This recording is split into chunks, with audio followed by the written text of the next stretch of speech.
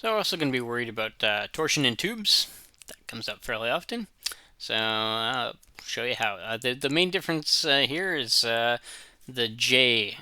So what you do with the J is basically you just calculate what the J would be for the full cross section there, and then you subtract the J for the space in the middle. So it just ends up being pi over 2 times the outer, the outer radius to the fourth minus pi over 2 times the inner radius to the fourth, or just pi over 2 times the difference between those two terms. So, yeah, relatively simple. That's really the only substitution you kind of need to make there. We've got this aluminum shaft here, 27 gigapascals is its modulus of rigidity or shear modulus. I want to figure out what sort of torque we need to apply to it to cause an angle of twist of 4 degrees over a 1.25 meter span. And then after that, we want to figure out what sort of twist would be caused by the same torque if instead of a tube, it was just a solid shaft of the same cross-sectional area. So we can have a look at that. So again, I kind of just whenever I redraw stuff like this, I always like to have the X origin at a wall. So if you glance at this, so someone might put it at the other end, but I think it's always simpler to have the X origin at the wall. Obviously, if there's two walls, then you can pick one of them. But anyways, so we got the outer diameter. That was 37 millimeters. Inner diameter 24 millimeters. So our C1 18 millimeters. Our C2 12 millimeters. Got our modulus of rigidity, our shear modulus, 27 gigapascals. So we can calculate our J, again, pi over 2 times the 18 millimeters minus the 12 millimeters. 18 millimeters to the fourth minus 12 millimeters to the fourth. Keep a note, that's the 18 millimeters to the fourth minus 12 millimeters to the fourth, not 18 minus 12 to the fourth. You got to do your to the fourth before you subtract, not after.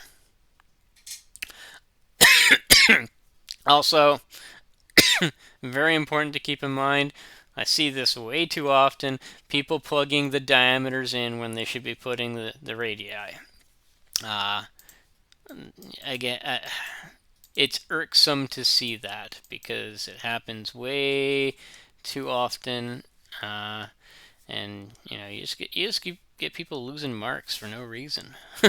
You end up having a value that's 16 times what it should be. So, anyways, So the goes to our J here, 132,319 millimeters to the fourth.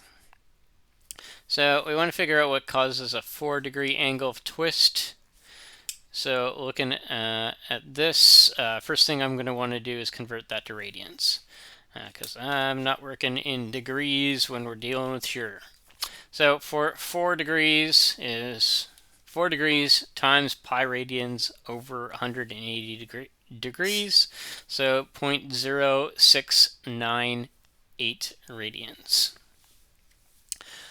So we know that our angle of twist over a section is going to be equal to the torque times the length divided by our jg. So therefore we can solve for torque. That's going to be our twist times jg over L. So plugging in our twist value, our j value, our g value, and our length value,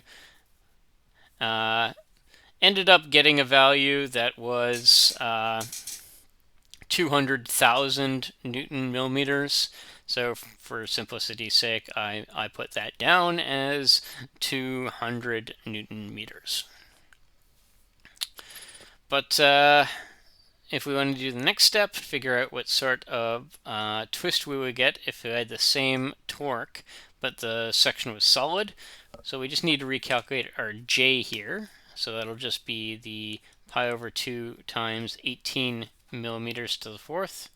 So that'll be 164,891 millimeters to the fourth.